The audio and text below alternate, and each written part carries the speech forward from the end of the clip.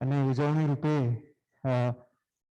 કાલે સવારના આપણે સાહેબજીનું પ્રવચન અહીં જ હશે, ઇન પર્સન અને ઝૂમ પર બી હશે, એટલે જરૂરથી જોડાવા વિનંતી સર્વેને. તદુપરાંત આપણે હજુ મહાવીર જન્મોત્સવની અંદર સ્પોન્સરશિપ બાકી છે, તો જે બી લાભાર્થીઓને લાભ લેવો હોય 3 પરિવાર સાથે મળીને લાભ લઈ શકે છે એની અંદર, અને હરેક પરિવાર 5 જણાને લાવી શકશે જન્મોત્સવના સેલિબ્રેશન માટે. તો વધુ સમય ના લેતા હું સાહેબજીને વિનંતી કરીશ કે તે આજના પ્રવચનની શરૂઆત કરે.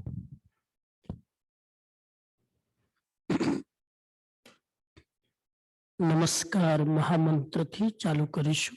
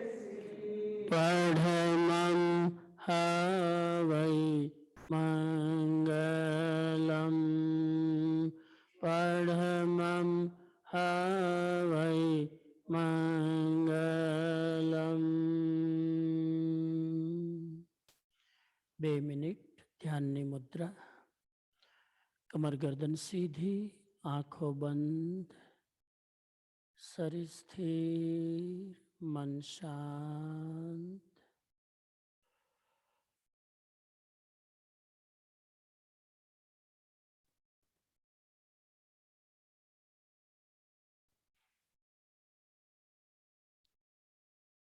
આજે સાધુ પદ નું ધ્યાન કરીશું. पंच महाव्रतधारी पगपाड़ा विहार करता साधु ने विजुअलाइज करो. श्वेत वस्त्रधारी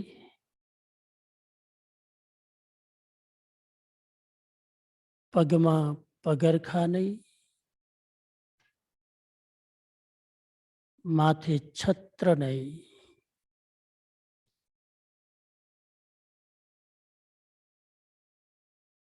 आकाश एज एनो छत्र અને પૃથ્વી એજ એના પગરખા.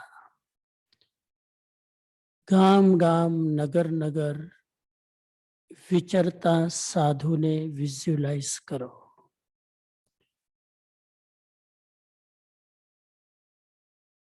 જેના આચારમાં અહિંસા છે, જેની વાણીમાં સત્ય છે, જેના વર્તનમાં અચૌર્ય છે, જેના ચહેરા પર બ્રહ્મચર્યનું તેજ છે અને જેની જીવન શૈલી અપરિગ્રહ પ્રધાન છે,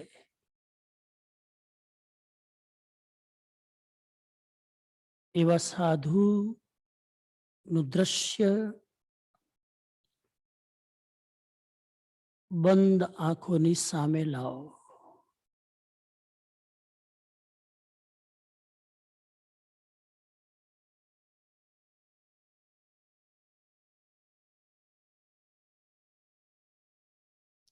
અને ભાવના કરો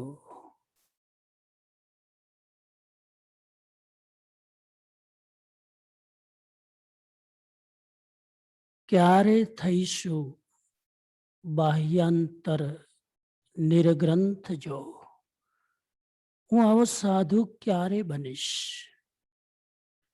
જે બહારની અને ભીતરની બધી જ ગ્રંથિઓને છોડીને નિર્ગ્રંથના માર્ગે નીકળી પડે.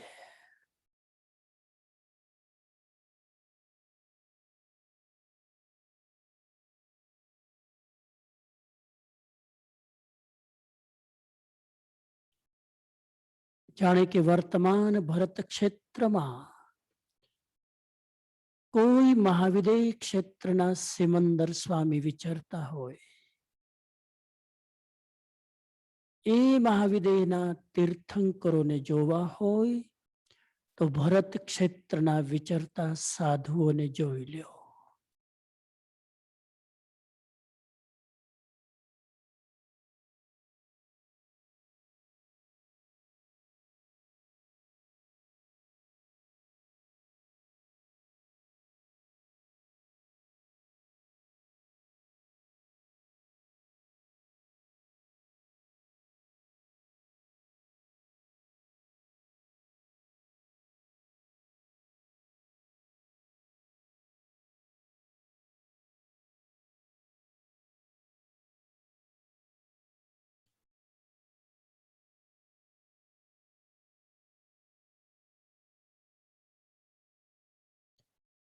આવા જંગમ તીર્થ સમાન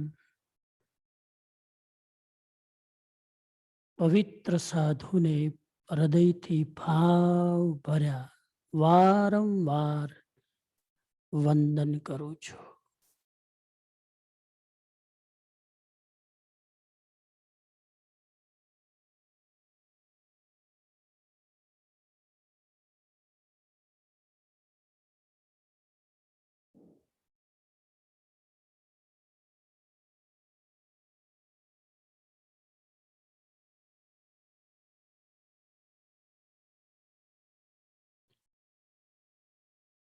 ત્રણ વાર ઓમકાર નાદ સાથે પ્રયોગ સંપન્ન.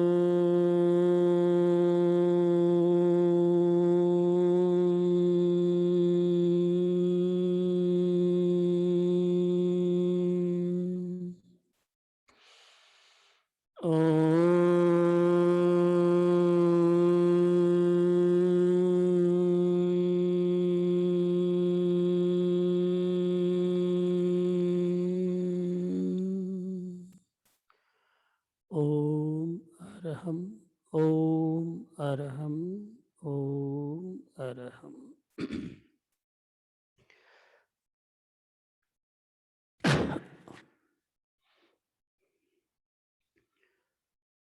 ધ્યાનમૂલમ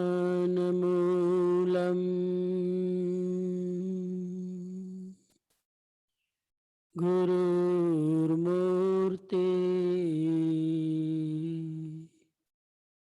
પૂજામૂલમ ગુરુપદમ મંત્રમૂલમ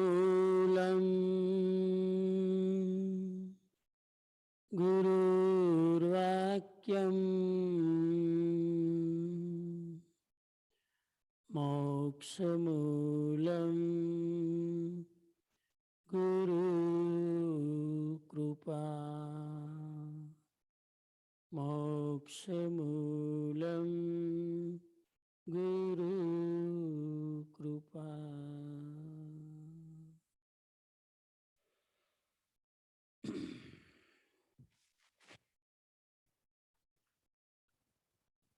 સદગુરુ ના શ્રી ચરણોમાં ભક્તિશઃ વંદના. જિજ્ઞાસુ બંધુ બહેનો,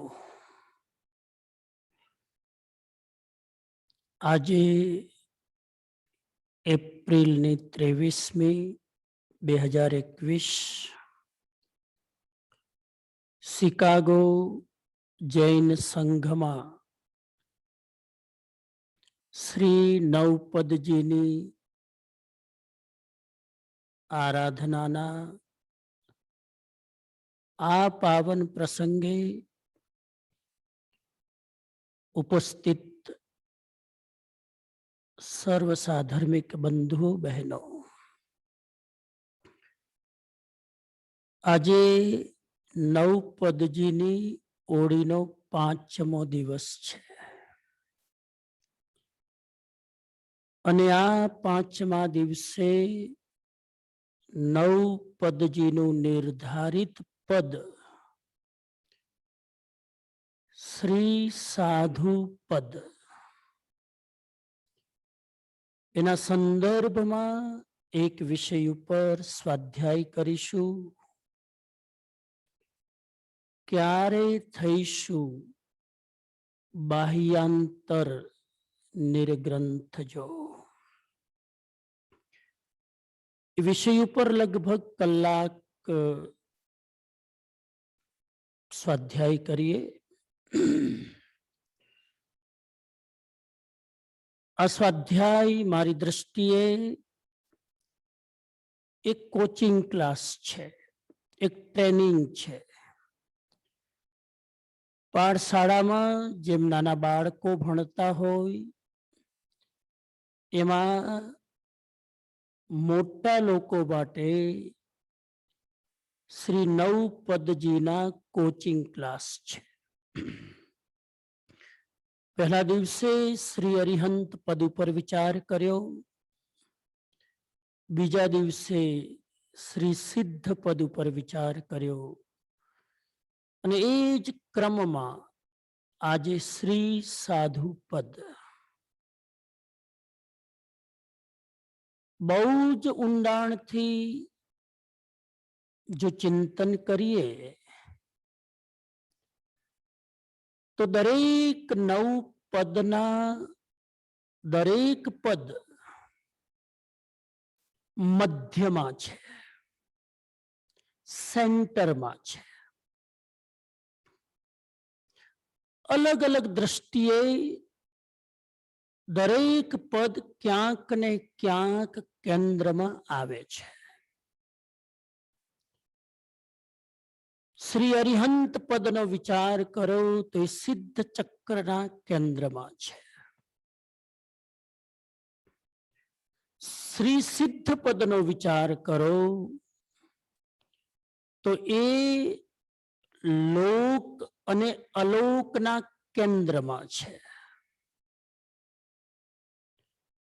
આચાર્ય પદનો વિચાર કરો તો એ પંચ પરમેષ્ટિના કેન્દ્રમાં છે.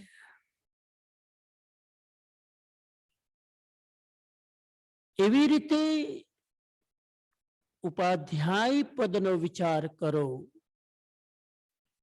તો એ પણ નમસ્કાર મહામંત્રના કેન્દ્રમાં છે.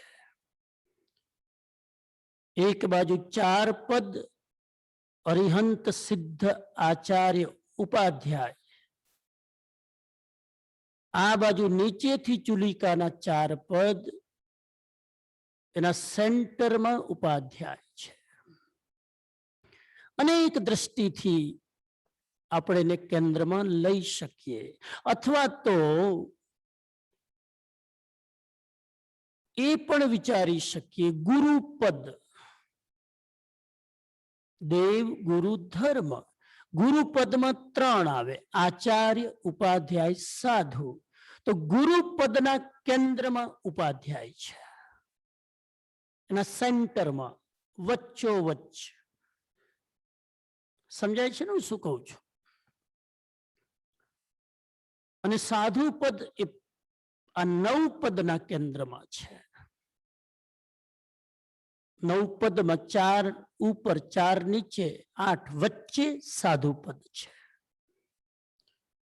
આવી રીતે આગળ આપણે વાત કરીશું કે દરેક પદ કેન્દ્રમાં છે, કોઈકના કેન્દ્રમાં.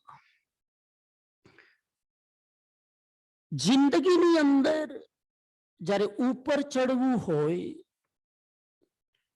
તો પહેલા પગથિયાથી યાત્રા શરૂ કરવી પડે.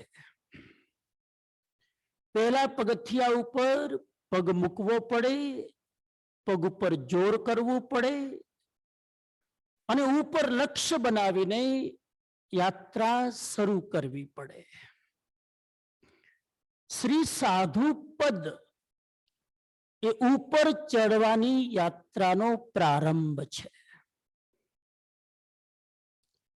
સાધુ બન્યા વગર ન ઉપાધ્યાય બનાય, સાધુ બન્યા વગર ન આચાર્ય બનાય, સાધુ બન્યા વગર ન સિદ્ધ બનાય અને સાધુ બન્યા વગર ન અરિહંત બનાય.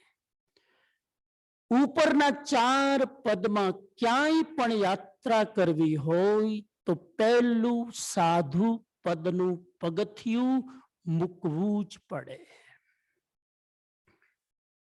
એ સાધુ પદ અદ્ભુત છે. સવારે મેં થોડી વાત કરી. આ પંચમ કાળનું એક આશ્ચર્ય છે, આ ભૌતિક યુગનું એક આશ્ચર્ય છે. આ મટીરિયલ વર્લ્ડની એક અજાયબી છે.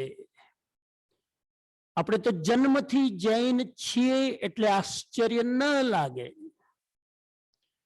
બાકી કોઈકને તમે કહો કે કોઈ એવા મહાપુરુષો છે જે પૈસા રાખ્યા વગર જીવી શકે તો એ કલ્પના નહીં કરે. પોતાના હાથે ગેસ ચાલુ કર્યા વગર આહાર વાપરી શકે તો એ કલ્પના નહીં કરી શકે. પગના તળિયે ચપ્પલ વાપર્યા વગર વિહાર કરી શકે તો એ કલ્પના નહીં કરી શકે. વાળ કપાવવા માટે ક્યારે નાઈ પાસે ન જાય એવી આજના માણસો કલ્પના ન કરી શકે. જે વસ્ત્ર પહેરે એમાં ક્યાંય ખીસું ન હોય એવા વ્યક્તિની આજના લોકો કલ્પના ન કરી શકે. આવતીકાલે મારે ક્યાં જવાનું છે એની જેને ખબર પણ ન હોય અને એક ગુરુનો આદેશ થાય અને ઓઘો લઈને નીકળી પડે એવા વ્યક્તિની આજે કોઈ પણ વ્યક્તિ કલ્પના ન કરી શકે. એવું આ એક પરમ પવિત્ર પદ છે શ્રી સાધુ પદ. દીક્ષા શબ્દ તમે બહુ જ જો ઊંડા ઉતરીને વિચારો તો જૈન ધર્મમાં દીક્ષા શબ્દ તો બહુ પછી આવ્યો. એના પહેલા શબ્દ આવ્યો પ્રવર્જ્યા. પ્રવર્જ્યા એ શબ્દ બહુ જૂનો છે સાધુ માટે. પ્રવજ્યા શબ્દ સંસ્કૃત ભાષાનો છે. પ્રવજ્યા શબ્દ 2 શબ્દોથી બનેલો છે, પ્ર વત્તા વ્રજ્યા. અને વ્રજ્યા શબ્દ વ્રજ ધાતુથી બનેલો છે, જેનો અર્થ થાય ગતિ. જેમ ગમ ઉપરથી ગતિ આવ્યું એમ વ્રજનો અર્થ પણ ગતિ થાય. અને આગળ વિશેષણ પ્ર લાગ્યું એટલે વિશેષ પ્રકારે ગતિ, જેને પ્રગતિ કહેવાય. એ પ્રગતિ કરે એનું નામ સાધુ. દીક્ષા શબ્દ બહુ પછી આવ્યો, પેલા પ્રવજ્યા. પ્રવજ્યા એટલે દીક્ષા લીધા પછી અધ્યાત્મ માર્ગમાં જે સતત ગતિ કરે, પ્રગતિ કરે, એનું નામ સાધુ.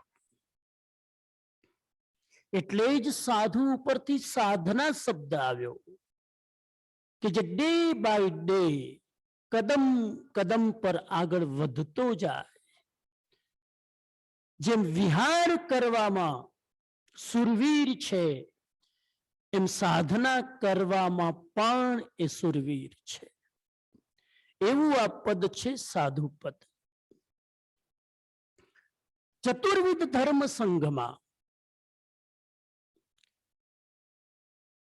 જ્યારે કોઈ પણ વ્યક્તિ દીક્ષા લે ત્યારે એ વ્યક્તિને દ્વિજ કહેવાય. દ્વિજ. અને દ્વિજનો અર્થ થાય બીજો જન્મ, નવો જન્મ. સાધુ ના બે જન્મ હોય. એક ભૌતિક અર્થમાં જે પરિવારમાં જન્મ લે એ દ્રવ્ય જન્મ, અને દીક્ષા લીધા પછી ગુરુના ચરણમાં શિક્ષિત દીક્ષિત થાય એ બીજો જન્મ.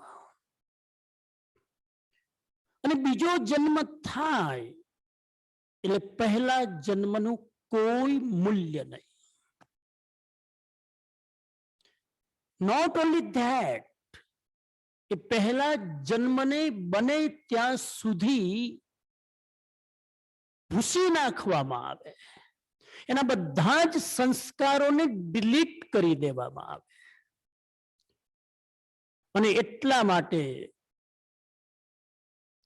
એ જ્યારે નવો જન્મ લે, એક માં છોડે અને દીક્ષા લીધા પછી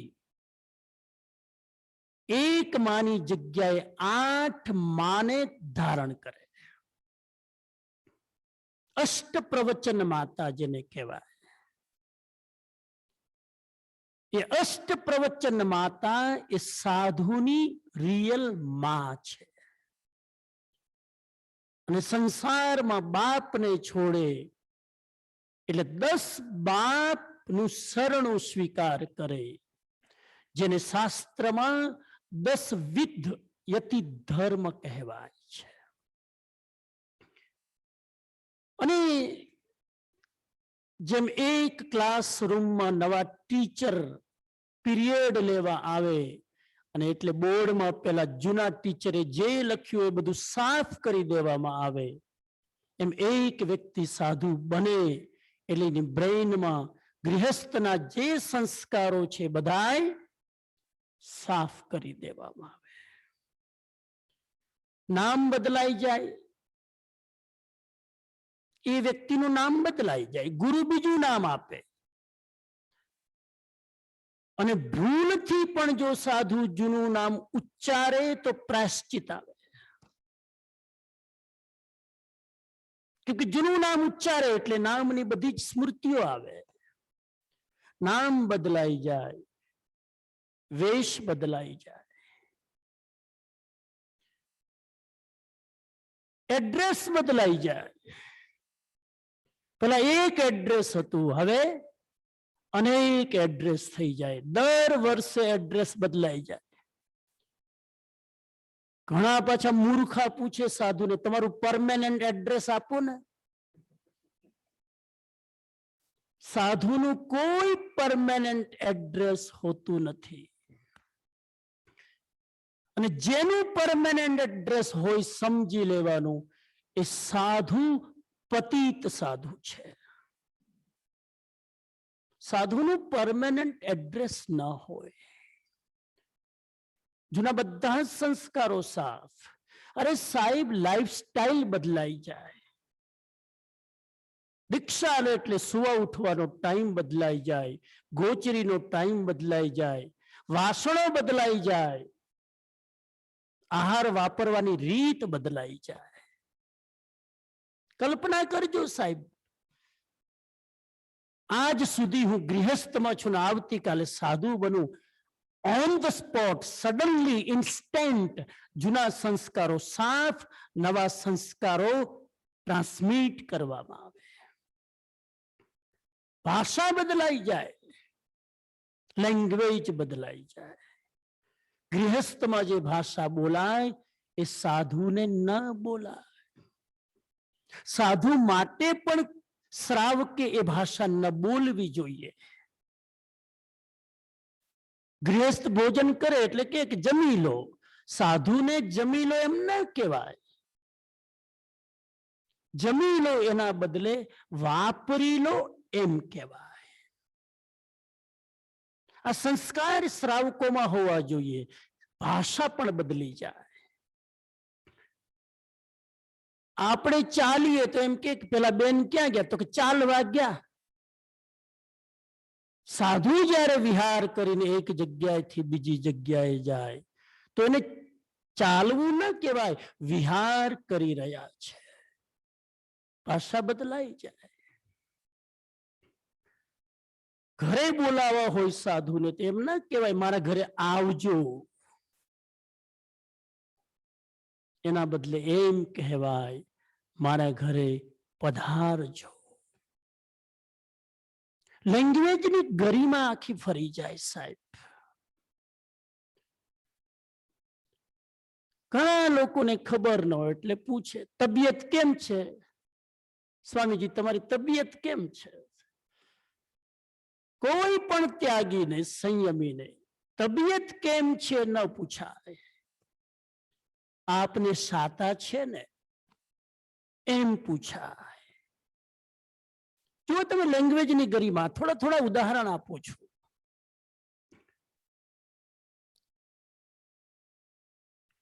કોઈ વ્યક્તિ, કોઈ સાધુ ક્યાં છે જાણવું હોય તો એમ ન કહેવાય કે અત્યારે પેલા સાધુ ક્યાં છે, એમ ન કહેવાય. અમુક સાધુ ભગવંત ક્યાં બિરાજે છે એમ કહેવાય.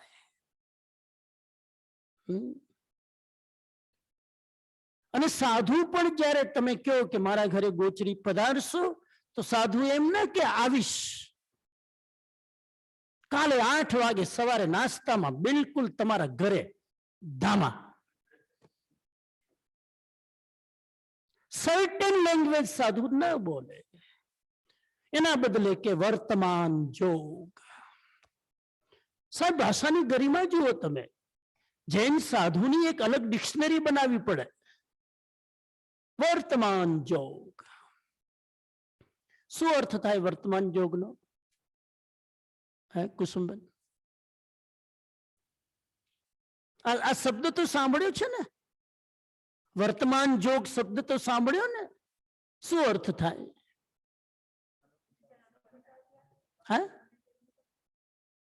હા, અનુકૂળતા હશે ત્યારે.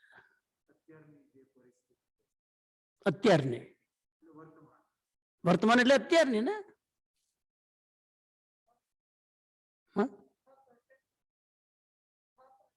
ખબર છે તો આવીશ.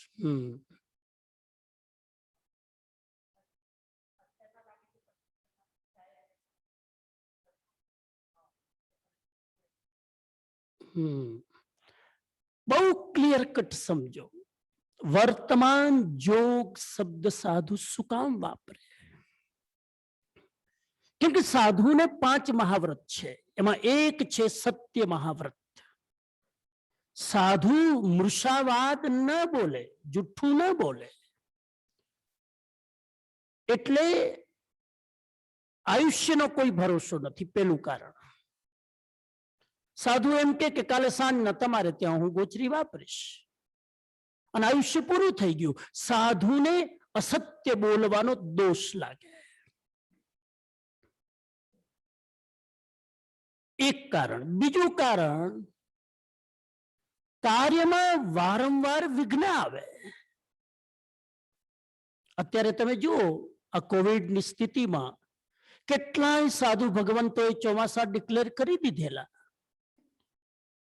અને બીકોઝ ઓફ ધ કોવિડ આખો કાર્યક્રમ બદલવો પડ્યો.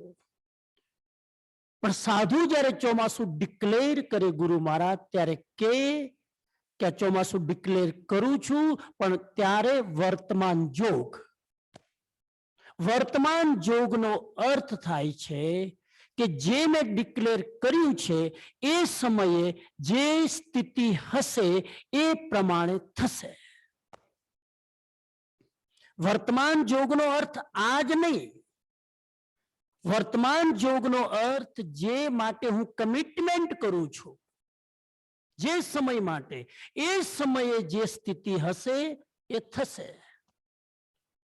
હું પરમ દિવસે તમારે ત્યાં ગોચરી આવું, તમે કે પરમ દિવસે સવારે પધારજો, એટલે હું કહું વર્તમાન જોગ. એનો અર્થ થયો કે પરમ દિવસે સવારે મારી જે સ્થિતિ હશે એ પ્રમાણે થશે. સ્થિતિ બદલાઈ શકે. અંતરાયો અને આયુષ્ય, આ બે વિઘ્નોના કારણે સાધુ નિશ્ચિત ભાષા ન બોલે. જૈન ધર્મની બ્યુટી એ છે કે દરેક પાછળ સાયકોલોજીકલ કારણ છે. જૈન ધર્મની બ્યુટી એ છે કે કોઈ વસ્તુ માની લેવાની જરૂર નથી. કોઈ પણ વિધિ વિધાન નિયમો બનાવ્યા, એની પાછળ ઊંડું મનોવિજ્ઞાન છે. આગળ જઈએ. દરેક વસ્તુમાં ઊંડું મનોવિજ્ઞાન છે. 5 પદના 5 રંગ છે, એમાં ઊંડું મનોવિજ્ઞાન છે. અરિહંતનો આપણે ચર્ચા આ વખતે બહુ નથી કરી. અરિહંતનો રંગ, હા બોલતા જાઓ. અરિહંતનો રંગ સફેદ છે. કારણ શું છે કે સફેદ રંગ પૂર્ણ શુદ્ધિનું પ્રતીક છે, અને સફેદ રંગ તીર્થંકરનો છે, અરિહંત ભગવાનનો છે, પૂર્ણ શુદ્ધિ છે. અશુદ્ધિ નામનું કોઈ તત્વ અરિહંતમાં નથી. આ પહેલું કારણ સફેદ રંગનું.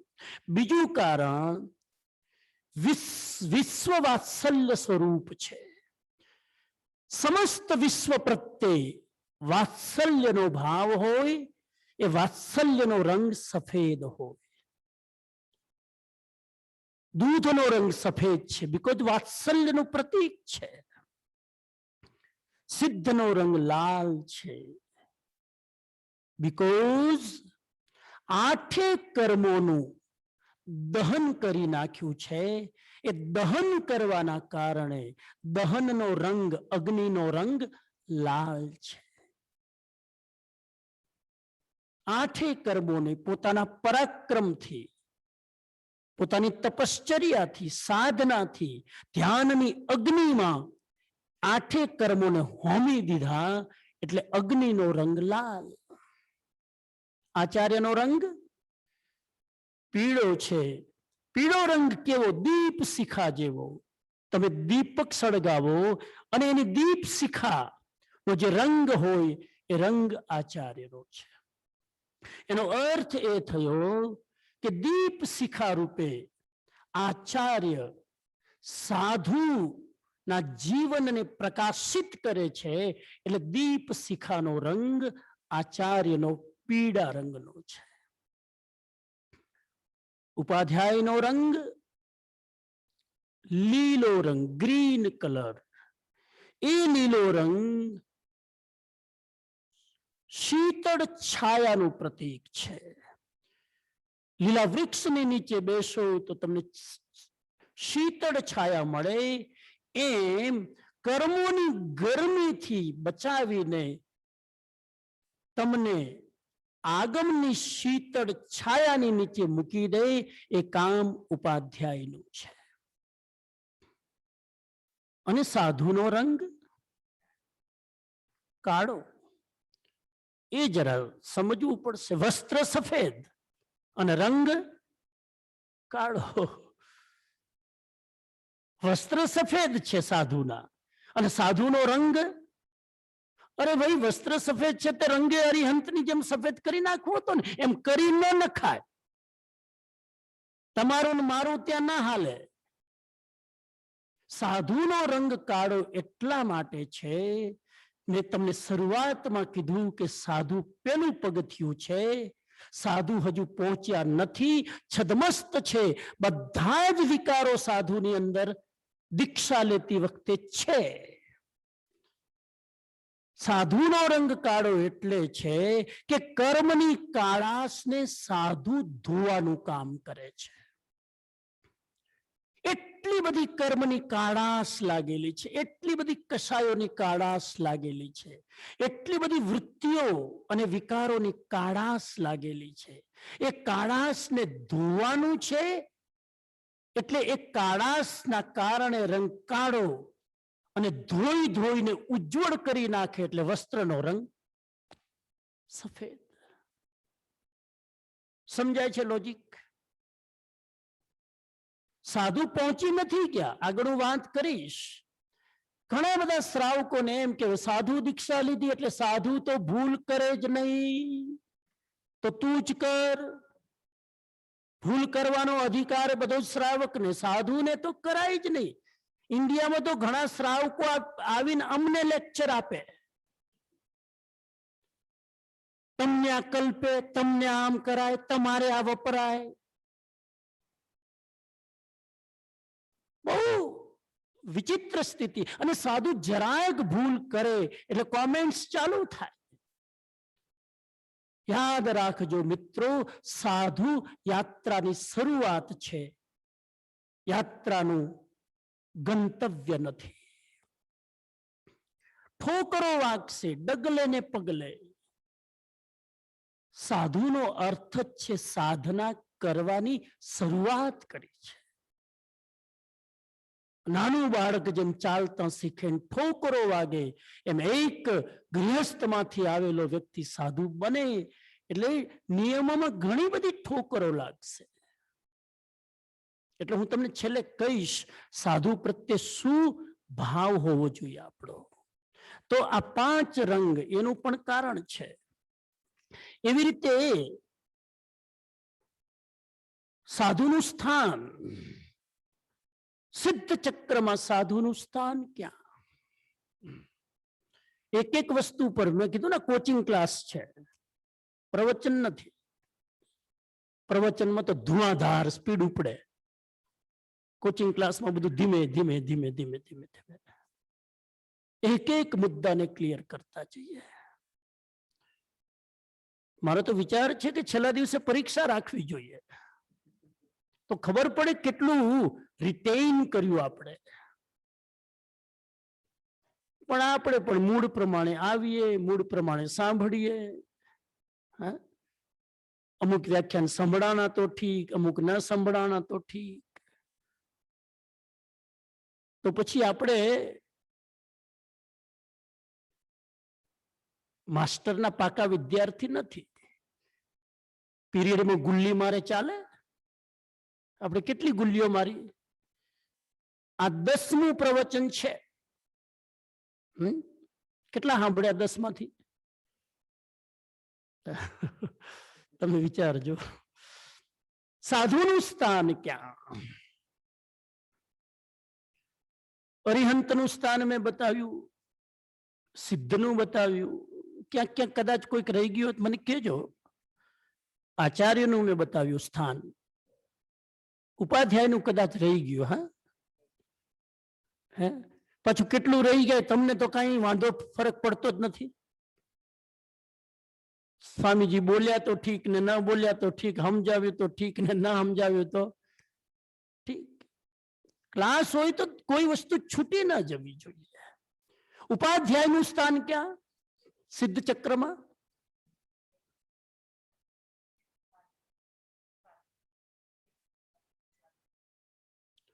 કરો ઠોકમ ઠોક કરો. તમે એવી રીતે બોલો છો કે જાણ મને ખબર જ ન હોય. અને સારું છે કે મને ખબર છે ને મને ગોટે ચડાવો.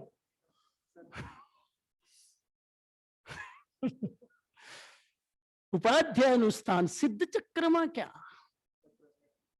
હા, ચક્ર તો ખરું, પણ ચક્રમાં ક્યાં?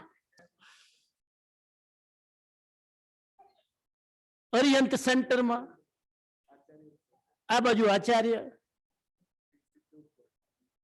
હે સિદ્ધ ઉપર છે. તો ઉપાધ્યાય ક્યાં? હજુ સાધુ બાકી છે, યાદ રાખજો. હજુ સાધુને મૂકવાના છે, યાદ રાખજો. ઉપાધ્યાય ક્યાં? સાહેબ, ક્યારેક પ્રશ્ન થવો જોઈએ. ઉપાધ્યાયનું સ્થાન નીચે, અરિહંતની નીચે ઉપાધ્યાય, અને અરિહંતની આ બાજુ લેફ્ટમાં સાધુ. પ્રશ્ન થવો જોઈએ ને કે ઉપાધ્યાય ઊંચા છે સાધુ કરતા, તો આ બાજુ આચાર્ય ને આ બાજુ ઉપાધ્યાય મૂકી દેવા જોઈએ ને, પ્રોબ્લેમ સોલ્વ. એમ તમારી બુદ્ધિથી પ્રોબ્લેમ સોલ્વ ન થાય. સમજાય છે મારો પ્રશ્ન પ્રદીપભાઈ? ઉપાધ્યાયને આચાર્યની આ બાજુ મૂકી દેવા જોઈએ. હું પણ આજે જયારે જોતો હતો ત્યારે મને એમ થયું કે આ બાજુ જ રાખવા જોઈએ ને. ના, જેમને પણ સિદ્ધ ચક્રની રચના કરી છે, ભાવથી વંદન કરવાનું મન થાય સાહેબ. કેટલું લોજિકલી પ્લેસમેન્ટ કર્યું છે. ઉપાધ્યાયનું સ્થાન અરિહંતથી નીચે એટલા માટે છે કે ઉપાધ્યાય જ્ઞાનના હિમાલય છે. 11 અંગ અને 12 ઉપાંગને જેને ઘોડીને પી ગયા છે, એ ઉપાધ્યાય વાચના આપે યશો વિજયજી, આનંદ ઘનજી ભલભલા ડગી જાય. અને એ યશો વિજયજીની યશો ગાથા કર્યા વગર રહેવાય નહીં. એટલું એમનું જ્ઞાન, એટલું એનું શ્રુત જ્ઞાન. પાછું ખાલી જ્ઞાન હોય એ પોતાના માટે, શ્રુત જ્ઞાન હોય એ બીજા માટે. સમજી શકે એ મતિ જ્ઞાન, સમજાવી શકે એ શ્રુત જ્ઞાન. એટલું જ્ઞાન. એટલે લોકો બધા વાહવા કરે, વાહવા કરે એટલે ઉપાધ્યાય કે આમાં મારું કઈ નથી. જે કઈ છે, જે કઈ છે કોનું છે? અરિહંત ભગવાનનું છે. આમાં મારું કઈ નથી. હું તો પોસ્ટમેન છું, ટપાલ ઉપરથી આવી છે, પહોંચાડું છું તમારા સુધી. અને ઉપાધ્યાયનું સ્થાન અરિહંતથી નીચે એટલે પણ કે મેં જે કંઈ મેળવ્યું છે એ અરિહંતના ચરણમાં બેસીને મેળવ્યું છે. એટલે એક્ઝેક્ટલી એના ચરણની નીચે ઉપાધ્યાય. બહુ મનોવૈજ્ઞાનિક રહસ્ય છે આ સાહેબ. ક્યાંય કોઈ ઉપાધ્યાય એની પ્રશંસા કરે તો પોતે પોતાની પ્રશંસા સ્વીકાર ન કરે, સીધું જવા દે. ક્યાં? ભલે તમે કરો, પણ એ સમજી જ જાય અંદર કે આ પ્રશંસા because of not me, because of. અને એના ઉપર હજુ એક માળ છે, 3 માળ છે. એમાં સૌથી પહેલા માળે ગ્રાઉન્ડ ફ્લોરમાં ઉપાધ્યાય આવે, ફર્સ્ટ ફ્લોરમાં અરિહંત આવે, અને સેકન્ડ ફ્લોરમાં સિદ્ધ ભગવાન આવે. નીચે મૂક્યા એટલે એ પદની નીચતા નથી, નીચે મૂક્યા એ એમનો વિનય છે. મેં ગઈકાલે વાત કરી, ઉપાધ્યાયમાં વિનય ભાવ એટલે ઈશારો ઉપર કરે. સાધુને ક્યાં મૂક્યા? આ બાજુ. એક્ઝેક્ટલી તમે જોજો સાહેબ, અરિહંતની નજર એક્ઝેક્ટલી સાધુ ઉપર પડે. અરિહંતની આ બાજુ લેફ્ટ સાઈડમાં સાધુ એટલા માટે છે કે સાધુ ભવિષ્યના અરિહંત છે. અને સાધુ બાજુમાં એટલા માટે કે અરિહંતની આજ્ઞા પ્રમાણે ડગલે અને પગલે અખંડ જે આરાધના કરે છે એને બાજુમાં મૂક્યા. એ સાધુ છે. અદ્ભુત છે. સાધુ માટે અનેક શબ્દો વપરાય છે. કેટલા વાગે? ઓહો હો હો, હજુ તો વીકેન્ડ છે. સાધુ માટે અનેક શબ્દો વપરાય અને દરેક શબ્દ સાધુ માટે પર્યાયવાચી નથી. આપણને જ્ઞાન ન હોય એટલે કહી દઈએ similar word is not similar word, is a different meaning. સાધના કરે એટલે એને નામ આપ્યું સાધુ. સ્વાધ્યાય કરે, જ્ઞાનની આરાધના કરે એટલે નામ આપ્યું મુનિ. સંસ્કૃતમાં મુનિ નો અર્થ થાય જે જ્ઞાન પ્રધાન છે. ભિક્ષા કરે એટલે નામ આપ્યું ભિક્ષુ. ભિક્ષા કરે, પાત્રમાં આહાર લે. ભિક્ષા કરે એટલે માંગે છે એટલે ભિક્ષુ કહેવાય. વ્રત ધારણ કર્યા છે એટલે વીરતી કહેવાય, વીરતીધર. એક શબ્દ આવે છે સાધુ માટે, વીરતીધર. અને ઘર છોડી દીધું છે એટલે કહેવાય અણગાર.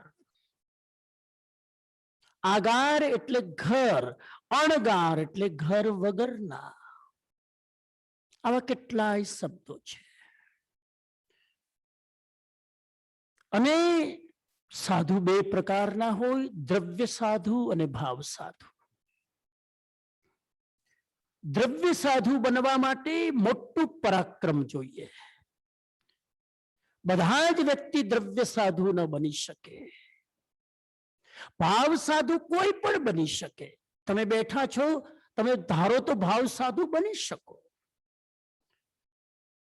પણ ભાવ હોવા છતાં દ્રવ્ય સાધુતા પણ સ્વીકાર કરવી બહુ મોટું ચેલેન્જ છે અને બહુ મોટો પુરુષાર્થ છે, બહુ મોટું પરાક્રમ છે.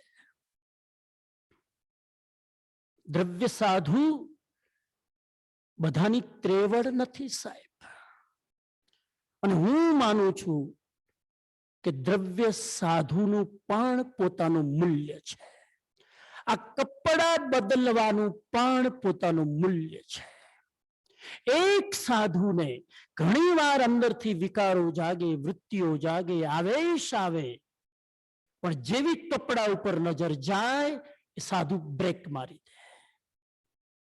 આ કપડા સાધુને ઘણા બધા પાપોથી બચાવે છે. આ કપડા સાધુને ઘણા બધા પાપોથી બચાવે સાહેબ. તમે ખાલી તમારા ઘરમાં ક્યારેક, અત્યારે તો કોવિડ ચાલે છે ને, ક્યારેક મૂડ આવે તો ઘરમાં નક્કી કરી, હવે તો ઘરેથી જોબ કરો છો, અઠવાડિયા માટે સાધુનો ડ્રેસ પહેરી લો. Why not? અઠવાડિયા માટે વિચાર કરો કે મારા ભાવ તો છે જ. અને એટલે મેં આજે આ વિષયનો ટોપિક રાખ્યો છે, ક્યારે થઈશું બાહ્યાંતર નિર્ગ્રંથ જો. બહારથી પણ હું નિર્ગ્રંથ બનું, અંદરથી પણ નિર્ગ્રંથ બનું. બહારથી પણ દ્રવ્ય સાધુ બનું, અંદરથી પણ ભાવ સાધુ બનું.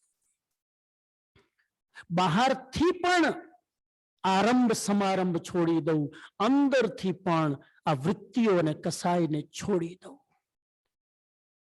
પરમ કૃપાળુ દેવ શ્રીમદ રાજચંદ્રજીએ આ ભાવના કરી છે. અપૂર્વ અવસર એવો ક્યારે આવશે એ મહાકાવ્યમાં.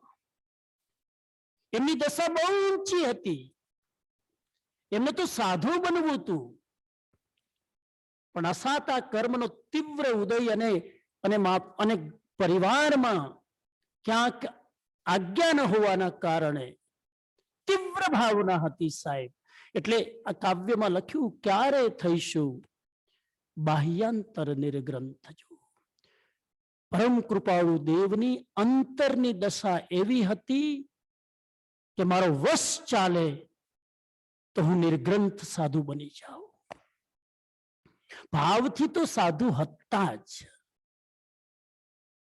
નહીં તો આ દશા આવે નહીં સાહેબ.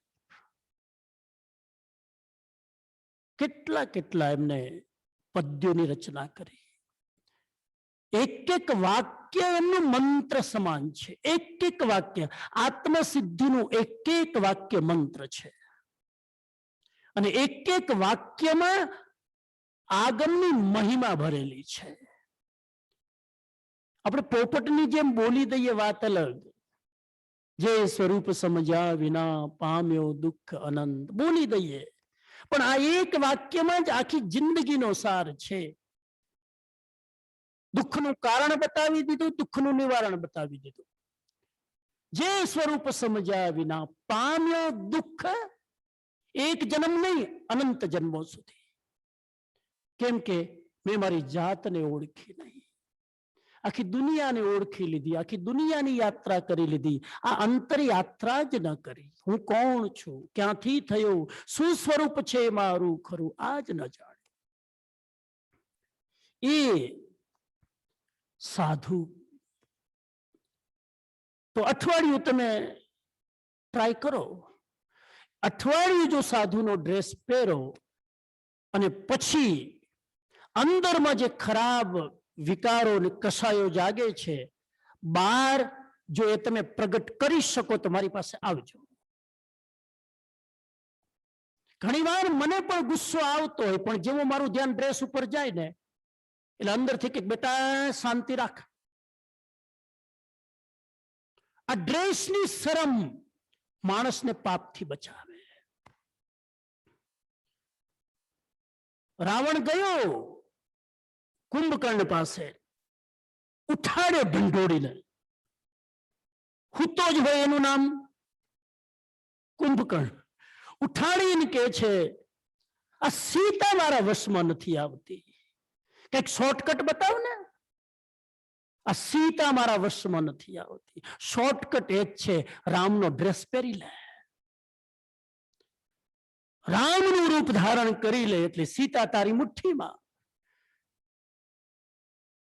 ત્યારે રાવણે કીધું કેટલી વાર ટ્રાય કર્યો, પણ જ્યારે રામનો ડ્રેસ પહેરું છું ત્યારે સીતાના અપહરણનો વિચાર જ નથી આવતો. આ ડ્રેસ માણસને ખરાબ વિચાર કરવાથી બચાવે. ક્યાં દૂર જાઓ, જૈન શાસ્ત્ર નું ઇતિહાસનું પાનું ખોલીને જરાક નજર નાખો. ઉદયન મંત્રી ભગવાનનો શ્રાવક છે સાહેબ. 12 વ્રતધારી શ્રાવક, પણ રાજ દરબારમાં મંત્રી તરીકે ડ્યુટી બજાવે છે અને યુદ્ધમાં જાય છે. જૈન શ્રાવકો પણ યુદ્ધ કરતા હતા, અમે સવારે વાત કરી, પણ યુદ્ધના નિયમો હતા, યુદ્ધની મર્યાદાઓ હતી. યુદ્ધ વખતે પણ એની માનસિકતા ઠેકાણે રહેતી હતી. યુદ્ધમાં જાય છે, ઘાયલ થાય છે, ઓલમોસ્ટ કોમામાં ચાલ્યો જાય છે. ઉદયન મંત્રી. આજુબાજુના શ્રાવકોને ખબર પડે છે કે આ શ્રાવક તકલીફમાં છે, કદાચ પ્રાણ છૂટી ન જાય. પાણી છાંટીને ઢંઢોળીને બેઠો કરવામાં આવે છે અને શ્રાવકો પૂછે છે તમારી અંતિમ ઈચ્છા શું? What is your last desire before you depart from this body? ત્યારે ઉદયન મંત્રી કે છે, શ્રાવક હતો સાહેબ, 12 વ્રતની આરાધના કરતો હતો, ઉચ્ચ કોટીનો શ્રાવક. એ ઉદયન મંત્રી કે છે શ્રાવકો એક જ ઈચ્છા છે મારી, દેહ છોડતા પહેલા એક સાધુના દર્શન કરી લઉં, એક સાધુને વંદન કરી લઉં, એક સાધુનું મંગલ સાંભળી લઉં, માંગલિક સાંભળી લઉં. આ જ ઈચ્છા છે.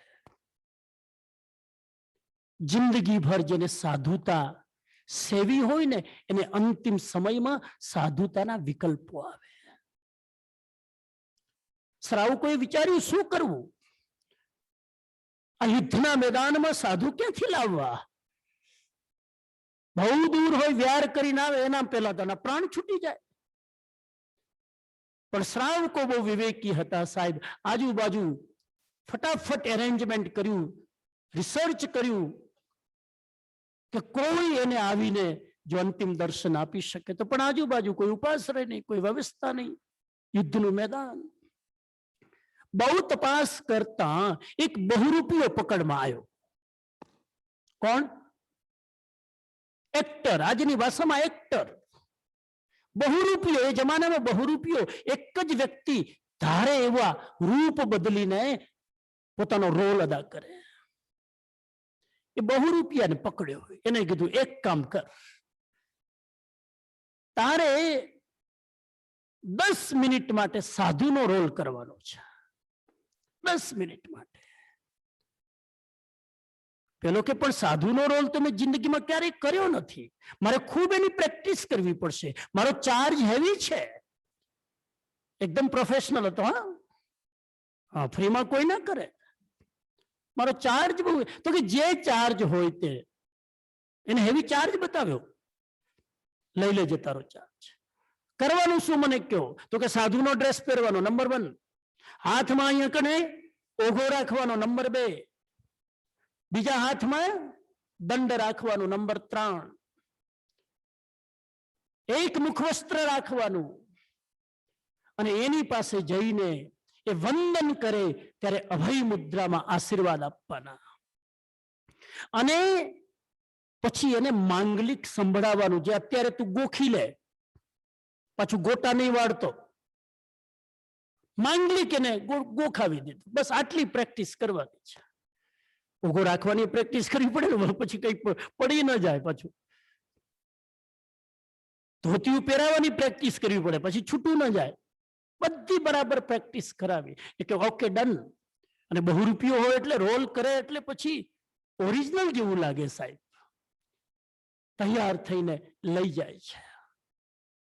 જેવો એની પાસે જાય છે ને, ઉદયન મંત્રી ખબર પડે કે સાધુ મહારાજ પધાર્યા છે, તરત જ હાથ જોડીને મસ્તક નમાવીને એને પંચાંગ વંદના કરે છે. ધન્ય થઈ ગયો આજે દેહ છોડતા પહેલા પંચ મહાવ્રતધારીના દર્શન થયા. કૃપા કરીને સાતા હોય તો માંગલિક સુનાવો. સાતા જ હોય, કેમ કે મોટું ડીલિંગ કર્યું છે સાહેબ. અને એકદમ પાછું નવો કોઈ વ્યક્તિ હોય, બીજો વ્યક્તિ હોય, કંઈક નવું શીખ્યું ને તો પરફેક્ટ હોય. એટલે એકદમ પરફેક્ટ રીતે આમ ભાવ સાથે ચહેરાના માંગલિક સંભળાવે છે. અને માંગલિક સંભળાવીને એ ઉદયન મંત્રીના ચહેરા પર પ્રકાશ છે, લાઈટ છે. સંથારો પચકાવી દેવામાં આવ્યો છે અને પ્રાણ છોડવાની તૈયારી. ધન્ય થઈ ગયો આજે. મારું જીવતર ધન્ય થઈ ગયું. મારું જીવન તો સુધર્યું જ, મારું મૃત્યુ પણ સુધારી દીધું.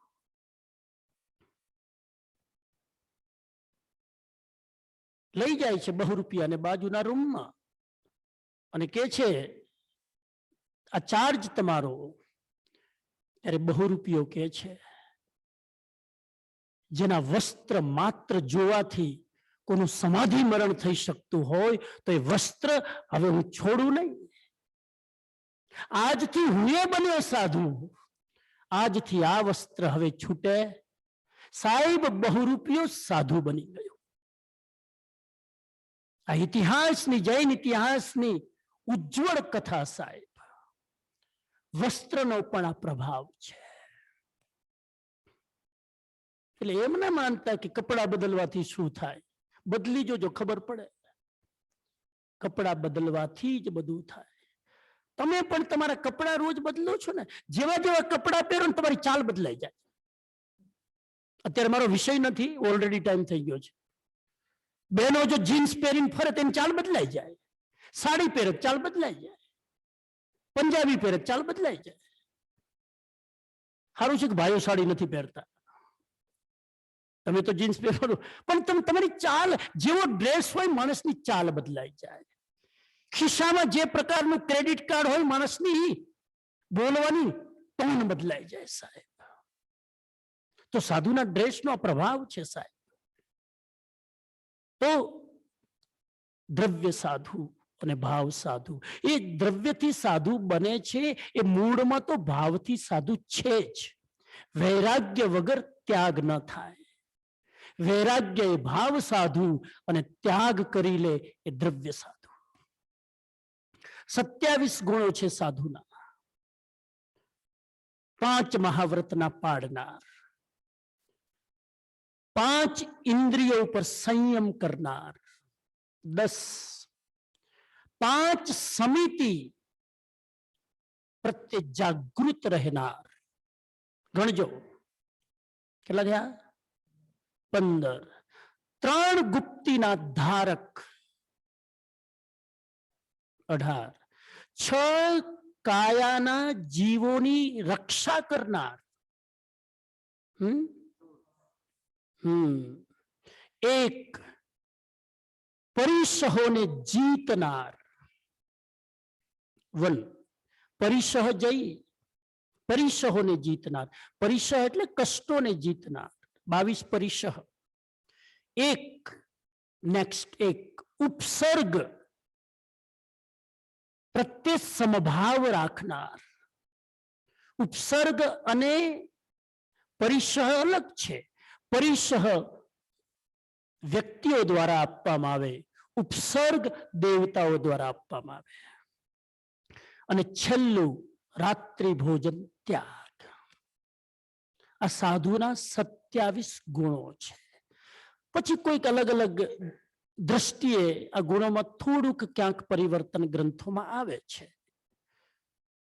પણ સાધુની જીવન શૈલીમાં 3 વસ્તુ મુખ્ય છે. ખાસ કહી દઉં, આ તો ગુણો એના માટે, પણ સાધુ તો ગ્રુપમાં રહે છે, સમૂહમાં રહે છે, એટલે વિશેષ ગુણો પણ હોવા જોઈએ. આ ગુણ તો એની આત્માની સાધના માટે, પણ સમૂહમાં રહેતા હોય એટલે સાધુમાં પહેલો ગુણ હોય સમર્પણ.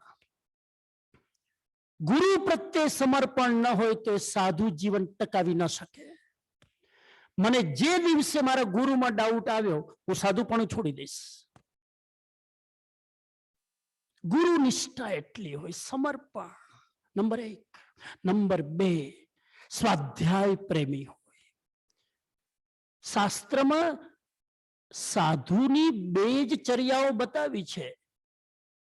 આમ 3. એ 3 ચર્યા જ સાધુને આખા દિવસમાં સાધુ એ 3 જ કામ કરવાના. પહેલું કામ સ્વાધ્યાય કરવાનું. સ્વાધ્યાય કરતા કરતા થાકી જાય તો ધ્યાન કરવાનું. અને સ્વાધ્યાય અને ધ્યાન કરીને સુગર લેવલ ઓછું થઈ જાય તો પાત્ર લઈને ગોચરી જવાનું. આ 3 જ કામ. સ્વાધ્યાય કરવાનું, ધ્યાન કરવાનું, અને આ બંને બરાબર કરી શકે એના માટે કેલરી લેવા માટે ગોચરી જવાનું, આહારની શોધ કરવાની. બહુ ઇન્ટરેસ્ટિંગ છે. કોઈ પણ તમે ઇન્ડિયામાં જાઓ અને સાધુના દર્શન કરો, યા તો એ સ્વાધ્યાયમાં લીન હશે, અથવા એ ધ્યાનમાં લીન હશે, અથવા એ ગુરુના ચરણોમાં સમર્પિત હશે. આ સાધુ. આચારાંગ સૂત્રમાં મેં સવારે વાત કરી હતી થોડીક ક્યારેક. આચારાંગ સૂત્રમાં સાધુએ કઈ રીતે સાધના કરીને સિદ્ધિ ગતિ મેળવવી એનું આખો પ્રોગ્રામ છે. એટલે એક જમાનામાં આચારાંગ સૂત્ર ગૃહસ્થને વાંચવાની મનાઈ હતી. કેમ કે સાધુએ કઈ રીતે સાધના કરવાની એ ગૃહસ્થ જો વાંચવા જશે તો ઉલટા પુલટા અર્થ કરશે અને સાધુને ઉલટી રીતે ઘટાડશે, સમજી નહીં શકે રહસ્ય. સાધુ સાધ્વી ભગવંતને કેવી રીતે સાધના કરવી એના ગુપ્ત રહસ્યો આચારાંક સૂત્રમાં છે. સમય તો થઈ ગયો છે, પણ ગુપ્ત રહસ્યની અંદર એક નાનકડું સૂત્ર સાધુને સાધના માટે આપ્યું છે. એમાં 3 જ પગથિયા છે. અદ્ભુત આચારાંગ સૂત્ર સાહેબ. તમે કહેશો કે ઉત્તરાધન ઉપર બોલો એટલે કે ઉત્તરાધન અદ્ભુત. તમે જયારે 10મે કાલિક ઉપર બોલો એટલે કે 10મે કાલિક અપૂર્વ. પણ ભગવાનની વાણી છે તો બધું અદ્ભુત જ હોય ને. અદ્ભુત સાહેબ.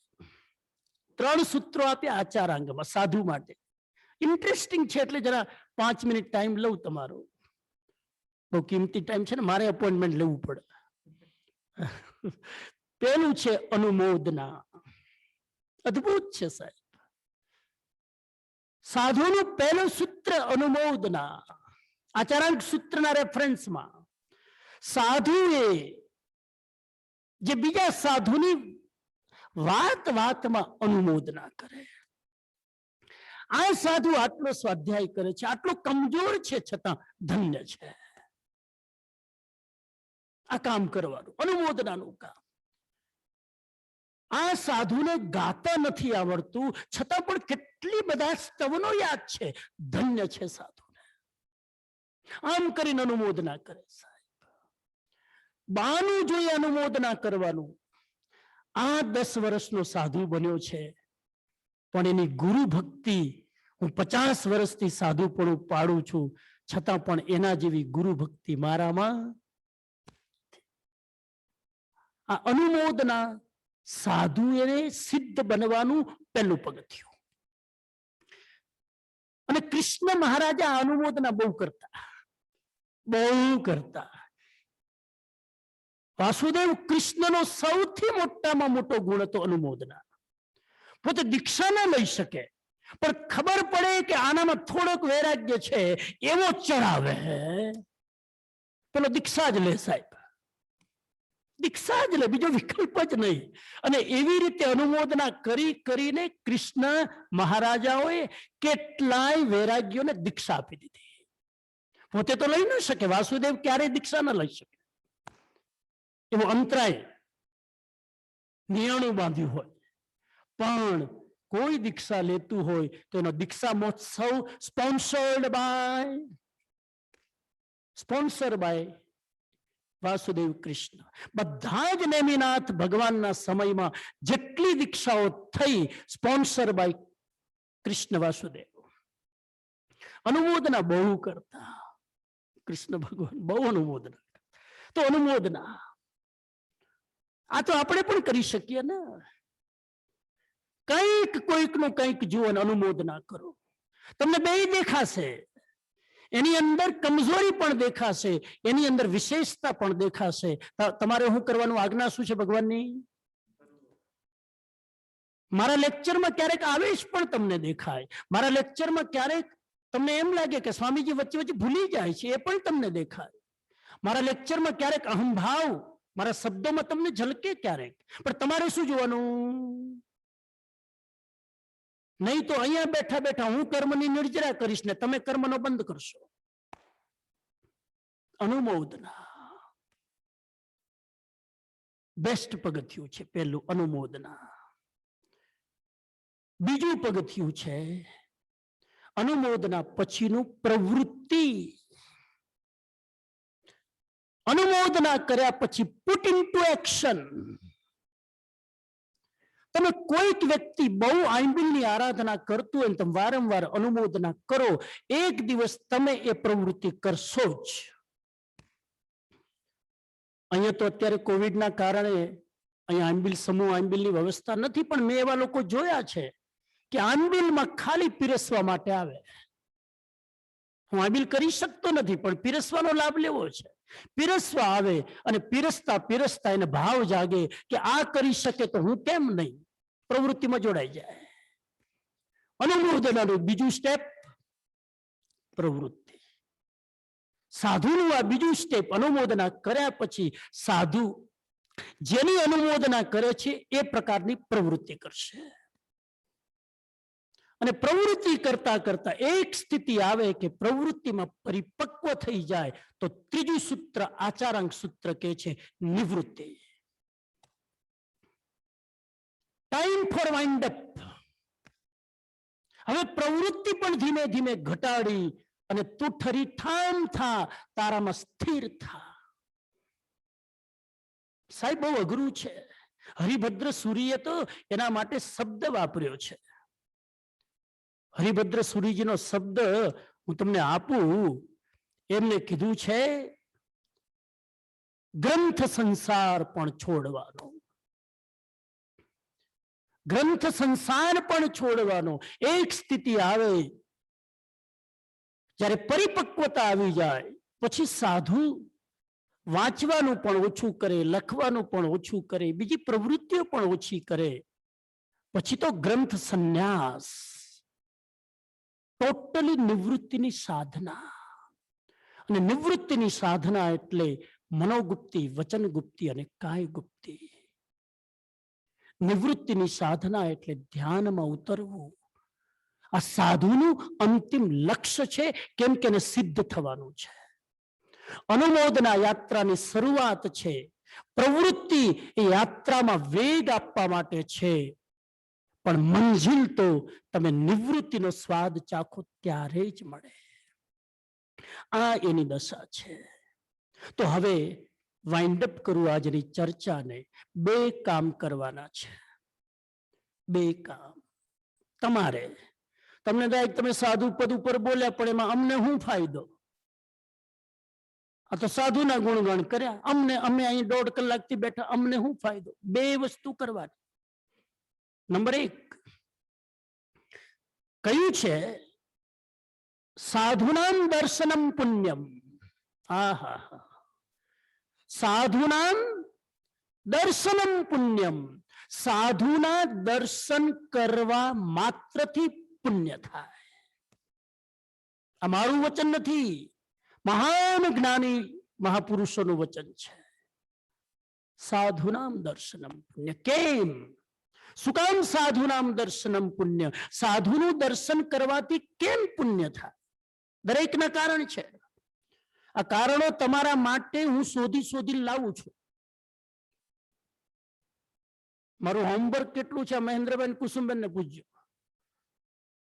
આખા દિવસમાં હાઈમ્બીલ કરવા નીચે આવું, બાકી મારા રૂમમાં મારી મસ્તીમાં.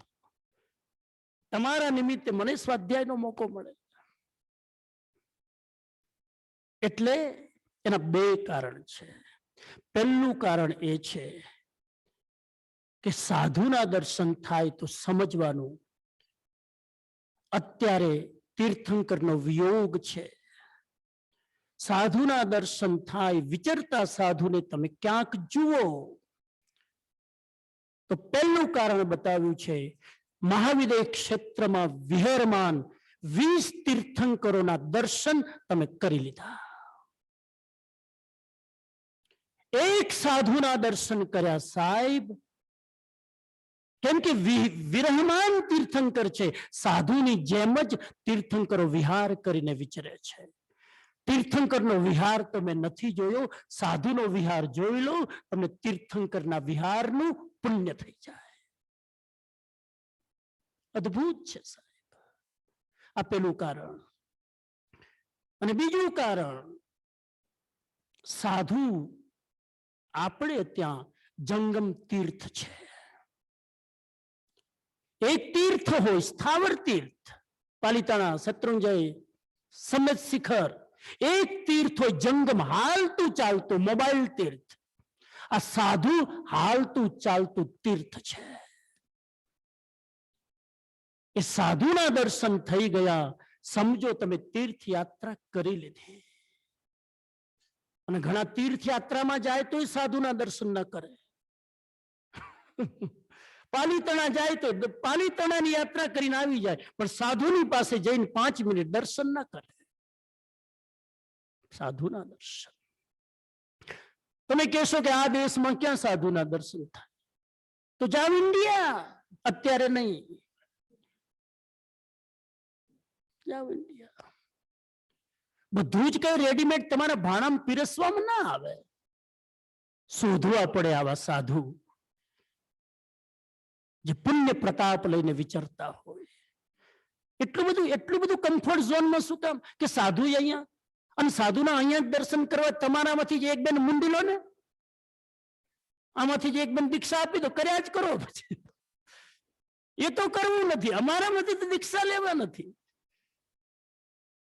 જેમ આપણે શાસ્ત્રમાં ભગવાન મહાવીરના સમયમાં 10 અછેરા થયા, તમે શિકાગોમાં આવું એક અછેરું કરો ને, અહીંયા કોઈ દીક્ષા લે તો અછેરું કહેવાય. કે આજ સુધી સાંભળ્યું નથી વિદેશની ભૂમિની અંદર દીક્ષા મહોત્સવ થયો હોય. હા, અહીંના લોકો ઇન્ડિયામાં જઈને દીક્ષા લીધી હોય, પણ અહીંયા દીક્ષા મહોત્સવ, વાય નોટ? મારી સામે તમે છોકરાને તમે મોકલતા નથી ને તો 2-4 ને તો વૈરાગ્ય બનાવી જ દઉં, પણ એમાં તો તમે બહુ ઉદાર છો, તું ઘરે બેસ ટીવી જો, એ તો કોઈ આવતા નથી. ખેર,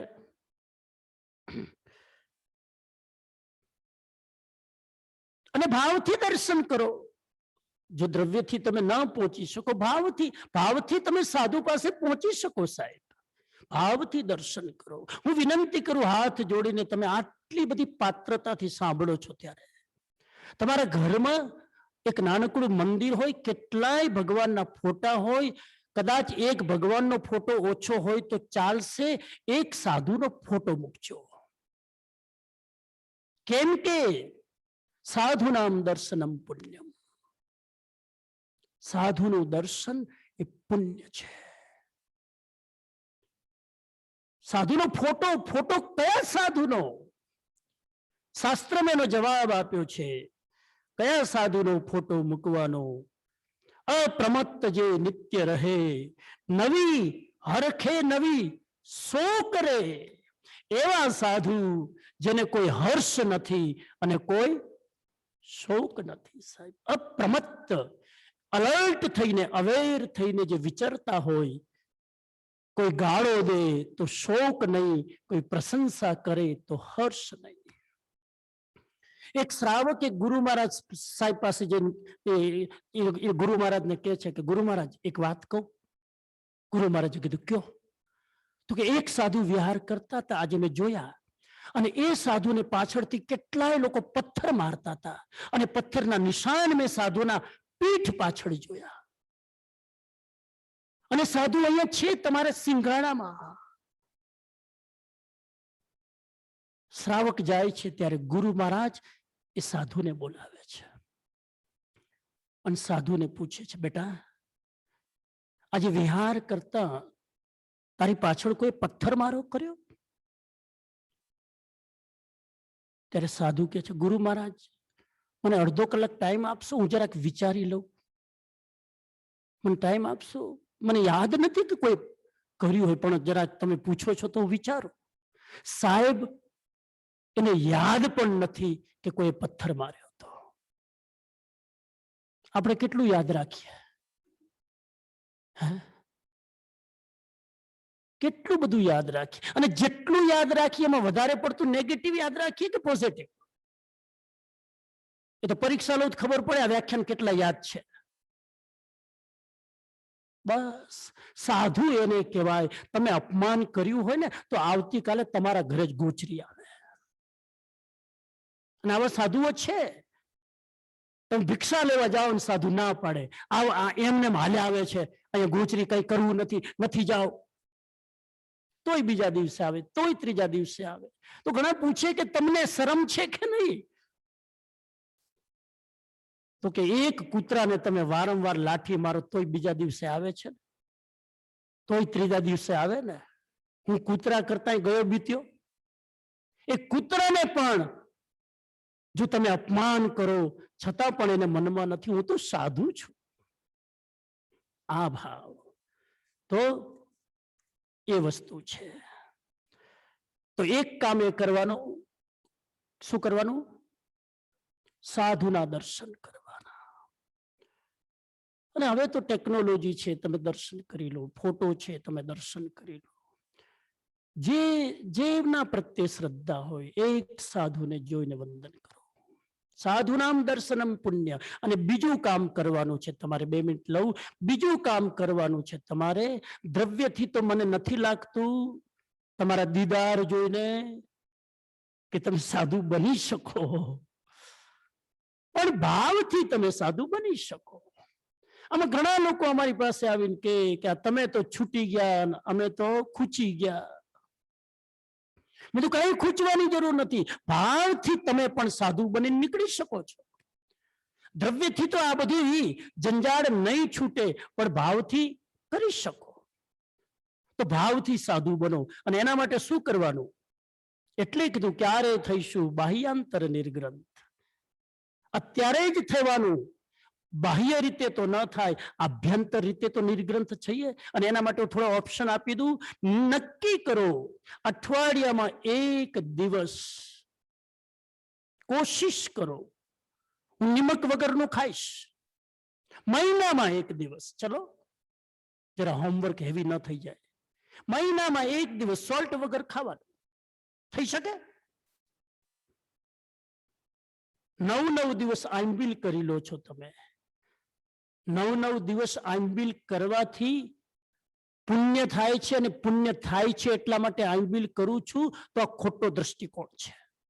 9 દિવસ આંબીલ કર્યા પછી પણ મહિનામાં એક દિવસ જો સોલ્ટ વગરનું ખાઈ ન શકો અને ગળે ઉતરે નહીં તો આંબીલ અધૂરું છે. આંબીલ શું કામ કરીએ? સ્વાદ વિજય માટે. અને સ્વાદ વિજય કર્યા પછી જો આપણે મસાલા વગર મહિનામાં એક દિવસ ન રહી શકીએ તો આંબીલ અધૂરું છે. આ પ્રયોગ કરો, નક્કી કરો મહિનામાં એક દિવસ. હું શું કહેવાય તમે જેના ઉપર હું એને શું કહેવાય? મેટ્રેસ, માસ્ટર બેડરૂમમાં તમે નક્કી કરો મહિનામાં એક દિવસ હું જમીન પર સુઈ, સાધુની જેમ. સાધુ બનવાની વાત કરું છું ને એટલે. ઘણા સાધુના નિયમ હોય, ઘણા આચાર્ય ભગવાનના નિયમ હોય. અઠવાડિયામાં ગુરુવારે નિમક વગરનો નિયમ હોય. તો આ નિયમ કરો, મહિનામાં એકવાર જમીન ઉપર સુવાનું. ઊંઘ ના આવે તો સમજવાનું, ત્યારે સાધુને યાદ કરવાના. બસ. પછી નક્કી કરો મહિનામાં એક દિવસ જૂતા વગર ફરવાનું. એક દિવસ, ક્યારેક રજાનો દિવસ હોય ને, અહીંયા તો પાછા નિયમ છે ને, અમુક જગ્યાએ જાવ તો જૂતા પહેરીને જ જવાનું. અહીંયા બધું ઊંધું શીખવાડે પાછું. ખેર જે હોય તે, પણ મહિનામાં એક દિવસ ચપ્પલ વગર રહેવાનું. ઘરમાં જ રહેતા હોય, જોબ પર નથી જવાનું, તો ઘરમાં ચપ્પલ વગર એક દિવસ ના રહેવાય? ના રહેવાય પિયુષભાઈ? ફાઇનલ ને? તો જોડો હાથ. દાળના પચક ખાય તોય થઈ શકે. નક્કી કરો બહેનો, મહિનામાં એક દિવસ દાગીના નહીં પહેરું. આમે નથી પહેરતા, જો કે અહીંયા તો બધું ગયું. સારું છે. નક્કી કરો મહિનામાં એક દિવસ મૌન રહીશ. આવા ભાવ સાધુ સાહેબ, ઘણા લોકો મને પૂછે, અમે અહીંયા ભરત ક્ષેત્રમાં 5મા આરામાં તમારો મોક્ષ નહીં થાય સ્વામીજી, કંઈક ચાવી આપો ને, ટિપ્સ આપો ને, મહાવિદ્ય ક્ષેત્રમાં જન્મ ક્યારે થાય? મેં કીધું પેલા અહીંયા તો તું ભાવ સાધુ થા. ત્યાં સીધો એમને એમ પહોંચી જાય તો ત્યાં પછી સાધુને તું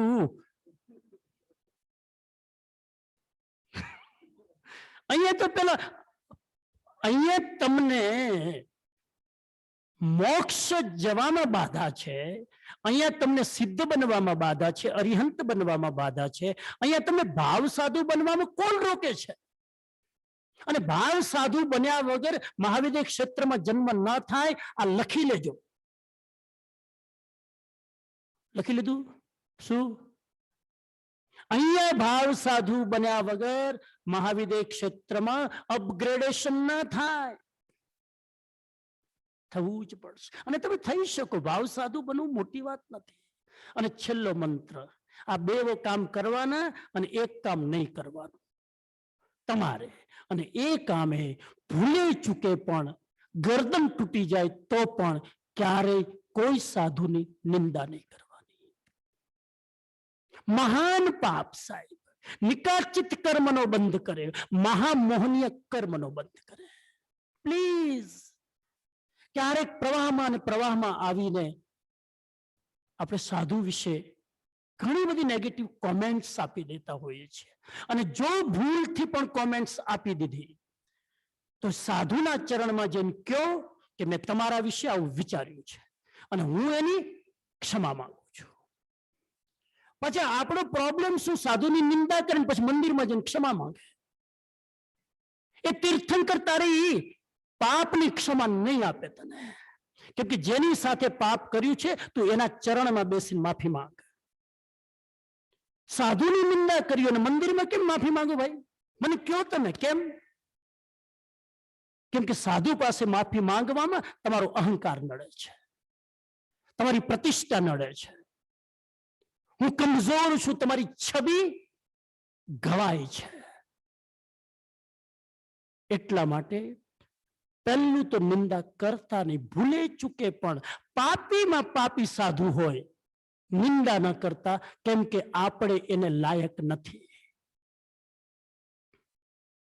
ભયંકરમાં ભયંકર સાધુ પાપ કરતા હોય છતાં પણ નિંદા નહીં.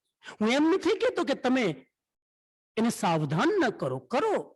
કુમારપાળની જેમ, કુમારપાળનો નિયમ હતો, પાટણની અંદર કોઈ સાધ્વીજી ભગવંત નિયમમાં ભૂલ કરતા હતા અને કોઈ કમ્પ્લેન કરી કે સાધ્વીજી તો આવું આવું આવું બધું કરે છે. કુમારપાળ રાજા અવસર જોઈને પેલા ટાઈમ લીધો, સાધ્વીજી ભગવંત મને અપોઇન્ટમેન્ટ આપો, 5 મિનિટ મળવું છે. અને 5 મિનિટ પ્રાઇવેટલી મળીને કે છે કે મેં શાસ્ત્રમાં વાંચ્યું છે સાધુ સાધ્વીના આવા નિયમ હોય, હું આશા રાખું છું તમે આવા નિયમ પાડતા. આમ વિવેકપૂર્વક એવી રીતે વાત મૂકી સાહેબ, સાધ્વીને સમજાઈ ગયું કે આમાં મારી ભૂલ છે. ભૂલ કહેતા પણ આવડવું જોઈએ. આ તો ઢંઢેરો પીટે. અને હવે તમારી આ ટેકનોલોજીમાં તો વાયરલ થાય. શું થાય? વાયરાની જેમ આમ વાયરલ થાય. એક તરફ કીધું છે સાધુનામ દર્શનમ પુણ્ય, અને એની તમે નિંદા કરો, નહીં છૂટી શકો. અને કદાચ જો થઈ જાય, ભગવાન કે છે કઈ વાંધો નહીં, પણ સાધુના ચરણમાં બેસીને હાથ જોડીને એની પાસે માફી માંગી લે, તો જ તમારું પાપની ગ્રંથિ ખુલશે. આ છે સાધુપદ. અને આવા સાધુપદને આપણે વારંવાર વંદન કરીએ, વારંવાર આપણે ઘણા બધા સ્તવનોમાં બોલીએ છીએ. ક્યારે આપણે એવા સાધુ બનીશું, ક્યારે આપણે એવા સંત થઈશું? તો ભાવથી એ દિશામાં થોડી યાત્રા કરીએ. જે લોકોને જૈન ધર્મ પ્રત્યે આસ્થા છે, જૈન તત્વજ્ઞાન પ્રત્યે નિષ્ઠા છે, ખૂબ આચાર વિચાર બને એટલા જીવનમાં પાડવાની કોશિશ કરે છે, એ સંકલ્પ કરે કે મારે અઠવાડિયામાં 1 દિવસ ભાવથી સાધુ રહેવું છે. જે લોકો નિવૃત્ત છે તો કરી શકે. મહિનામાં 1 દિવસ હું ભાવથી 24 કલાક સાધુ. તેજસભાઈ થાય કે નહીં? મહિનામાં 1 દિવસ, આ 1 દિવસ હું ભાવથી, જે સાધુ નિયમ પાડે મારે 1 દિવસ મારે ઘરમાં રહીને પાડવાના.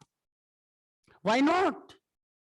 અને ક્યારેક આ સંસ્કાર પાડશો ને તો 1 દિવસ પેલા સાધુની જેમ ઘર છોડી નીકળી શકશો, અધરવાઇઝ નહીં. એ દિશામાં આપણે ગતિ કરીએ. ખૂબ ખૂબ તમે નિમિત્ત બન્યા, મને બોલવા માટે સંઘે આમંત્રણ આપ્યું, તો હું આ બધું બોલી શકું છું. મારા જ્ઞાનની વધારે શું કહેવાય ક્લેરિટી કરવામાં આ સંઘની બહુ મોટી ભૂમિકા છે. અને આ સંઘમાં તો હું અવારનવાર વારંવાર આવતો રહું છું. તમારા બધાનો ભાવ છે. અને જેટલું જ્ઞાન મારું વિકસિત શિકાગોમાં રહીને થયું છે, હું શિકાગોમાં બેઠો છું એટલે નથી કહેતો, કેમ કે હવે તમે એટલા બધા ઊંચે થઈ ગયા છો ને, હવે હું નીચે ઉતરી ન શકું. તમે હવે જ્ઞાનના લેવલમાં, તમારું લેવલ એ છે કે હવે હું જો સામાન્ય વાતો કરું તો તમને એમ લાગે કે હવે સમણજી જરા પ્રિપેર થઈને આવો. એટલે હું પ્રિપેર થઈને આવું છું, જેથી એક સ્ટેપ આગળ આપણે જઈ શકીએ એવા ભાવ સાથે મારા વિચારોને વિરામ આપું. તપસ્વીની ખૂબ ખૂબ અનુમોદના કરું છું, સંઘના કાર્યકર્તાઓની અનુમોદના કરું છું, જેને આ એક સરસ મજાનું આયોજન કર્યું છે. આવી કોવિડની પરિસ્થિતિ હોવા છતાં પણ ઓનલાઈન અને પ્રત્યક્ષ, એ સૌનો આભાર માનીને આપ સૌ આવી સ્થિતિમાં પણ ભય છોડીને આવીને સત્સંગનો લાભ લો છો. ખૂબ ખૂબ મારા તરફથી ધન્યવાદ. જય જિનેન્દ્ર. ઓમ અરહમ, ઓમ અરહમ, ઓમ અરહમ. આજે ફ્રાઈડે હતો એટલે ફ્લેવર થોડીક આવી ગઈ, ક્ષમા કરશો, થોડું મોડું થઈ ગયું. પ્રણામ સ્વામીજી. સાતા મહાસો સંઘના તપસ્વીઓની સાથે આપ પણ આંબેલની હોળીમાં આનંદબેલની આરાધના કરો છો, એ અમારા માટે ખૂબ જ પ્રોત્સાહન વાળી વાત છે. આપને આશા રાખે છે કે આરાધના ખૂબ સુંદર રીતે થતી હશે. આજે સાધુ પદના દિવસે સાધુની મહત્તા ખૂબ જ સરળ ભાષામાં આ સ્વાધ્યાય દ્વારા સંઘને આપે પીરસી એ બદલ આપનો ખૂબ ખૂબ આભાર. સંઘ આપનો છે, આપ સંઘના છો. ફરી ફરી અમને આવો લાભ જરૂર આપતા રહેજો, જેથી કરીને અમને આવી સુરસ જીનવાણીનો લાભ મળતો રહે. ભાવિ જન્મ કલ્યાણકના દિવસે આવ્યા અને હવે 2 દિવસ 4 દિવસ રહ્યા છે. પર્યુષણ પર્વમાં તો આપણે ભગવાન મહાવીરનું જન્મ વાંચન કરીએ છીએ અને ખૂબ જ સરસ ઉજવણી પણ કરતા હોઈએ છીએ. પણ ખરેખર ભગવાનનો જન્મ કલ્યાણક એટલે કે ચૈતર સુદ 13 કે આ આંબેલની હોળીના આરાધના દિવસો દરમિયાન આવતા હોય છે, તો એનું સુંદર આયોજન અને એ જન્મ કલ્યાણ ખૂબ જ એટલા જ ઉત્સાહથી એટલા જ ઉલ્લાસથી આપણે ઉજવવું જોઈએ. તેના માટે સંઘે એક સરસ વ્યવસ્થા કરી છે કે એ જન્મ કલ્યાણક આપણે આપણા દેરાસરમાં બિરાજમાન મહાવીર સ્વામી ભગવાન નિશ્રામાં જ શાસ્ત્ર મહોત્સવ કરી અને ભગવાનનો જન્મ કલ્યાણક ઉજવીશું. તો તેમાં જરૂરથી જોડાવા માટે તમને વિનંતી છે. 3 પરિવારો એમાં સાથે મળીને લાભ લઈ શકે છે, કે જેમાં તેમના 5 પરિવારના સભ્યો પૂજાના કપડા સાથે આવશે તો એમને સરસ લાભ મળશે. એ 3 પરિવારનો ભેગો નકરો $2060 છે. તો જે કોઈ ભાઈ બહેનો જે અહીંયા બેઠા છે અને ઝૂમ પર બેઠા છે, એ લોકો પણ રાત્રિ દરમિયાન વિચાર કરી અમને જણાવો, જેથી કરીને કાલે સવારે આપ જરૂરથી એ કાર્યક્રમમાં જોડાઈ શકો એવી સંઘની વિનંતી છે. હવે હું જયેન્દ્ર એવરીવન, સમજી સાતામાં હશો. આ સાથે આપણા મેમ્બર તપસ્વી બધા સાતામાં હશે. કાલની હું રૂપરેખા આપી દઉં. કાલે સવારે 8 થી 9 અષ્ટપ્રકારી પૂજા થશે મંદિરની અંદર, અને જે લાભાર્થી ફેમિલીએ લાભ લીધો છે એ 7:45 આવી જાય. 8 વાગે આપણે અષ્ટપ્રકારી પૂજાનો લાભ જે લીધો છે એ પરિવાર પૂજા કરી શકશે. સાથે સાથે 9 થી 11 જેવી રીતના તેજસભાઈ અત્યારે આપણને કહ્યું એ રીતના આપણે એક અનોખું ઇવેન્ટ કરેલી રહેલા છે જન્મોત્સવનો. એ જન્મોત્સવના ઇવેન્ટ 9 કલાકથી 9 કલાકથી ચાલુ થશે, 11 કલાકે પૂરું થશે. ત્યારબાદ 11 કલાકે આપણું મોર્નિંગનું પ્રવચન હશે સમનજીનું. એ ઇન પર્સન પ્રવચન છે. જે લાભાર્થીઓએ સાઇનઅપ કર્યું છે એ બધા અહીંયા આવજો અને ઇન પર્સન પ્રવચનનો લાભ લઈ શકાશે. ત્યારબાદ 12 to 1:30 આંબેલ ફૂડ પિકઅપ, અને સાથે સાથે ભાથું ડિસ્ટ્રીબ્યુટ કરશે. જે ભાઈ બહેનો અહીંયા દર્શન કરવાનો લાભ લીધેલો છે એ લોકો આવીને ભાથું પિકઅપ કરી શકશે. બપોરે 12:39 સિદ્ધ ચક્ર પૂજનની શરૂઆત થશે. એ ઝૂમ ઉપર હશે. જન્મોત્સવ ઝૂમ ઉપર હશે અને પ્રવચન બી ઝૂમ ઉપર હશે. આ 3 વસ્તુ ખાસ નોંધ લેવા વિનંતી કે એ બધા ઝૂમ ઉપર હશે. એટલે 12:39 to 5 o'clock સુધી આપણે લગભગ સિદ્ધ ચક્ર પૂજનની એ થશે. અને એ સાથે સાથે આપણે ઇન્ડિયાથી જયેશભાઈ ખોના જે આપણને ઇન્ડિયાથી સિદ્ધ ચક્ર પૂજન કરાવશે.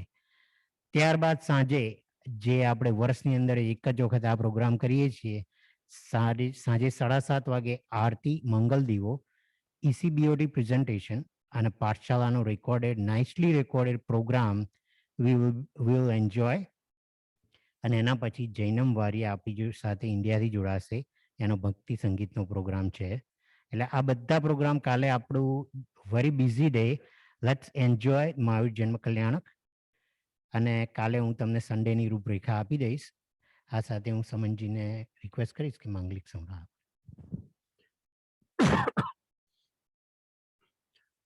નમો અરિહંતાણમ, નમો સિદ્ધાણમ, નમો આયર્યાણમ, નમો વજ્જાયાણમ, નમો લોયે સવસાહુણમ. એસો પંચ નમુકારો સવ પાવપણાસણો મંગલાણંચ સવેસિંહ પડમમ હવૈ મંગલમ. ચત્તારી મંગલમ અરિહંતા મંગલમ, સિદ્ધા મંગલમ, સાહુ મંગલમ, કેવલી પન્નતો ધમ્મો મંગલમ. ચત્તારી લોગુત્તમા અરિહંતા લોગુત્તમા, સિદ્ધા લોગુત્તમા, સાહુ લોગુત્તમા, કેવલી પન્નતો ધમ્મો લોગુત્તમા. ચત્તારી શરણમ પવજ્જામિ, અરિહંતે શરણમ પવજ્જામિ, સિદ્ધે શરણમ પવજ્જામિ, સાહુ શરણમ પવજ્જામિ, કેવલી પન્નતમ ધમ્મમ શરણમ પવજ્જામિ. અંગૂઠે અમૃત વશે લબ્ધિ તણા ભંડાર, ગુરુ ગૌતમને સમરીએ મનવાંચિત ફલદાતાર. શિવમસ્તુ સર્વ જગત પરહિત નિરતા, ભવંતુ ભૂતગણા દોષા પ્રયાન્તુ નાશમ, સર્વત્ર સુખી ભવતુ લોકઃ. સર્વમાંગલ માંગલ્યમ સર્વ કલ્યાણ કારણમ, પ્રધાનામ સર્વધર્માણામ જૈનમ જયતિ શાસનમ. જન શાસન દેવ કી જય.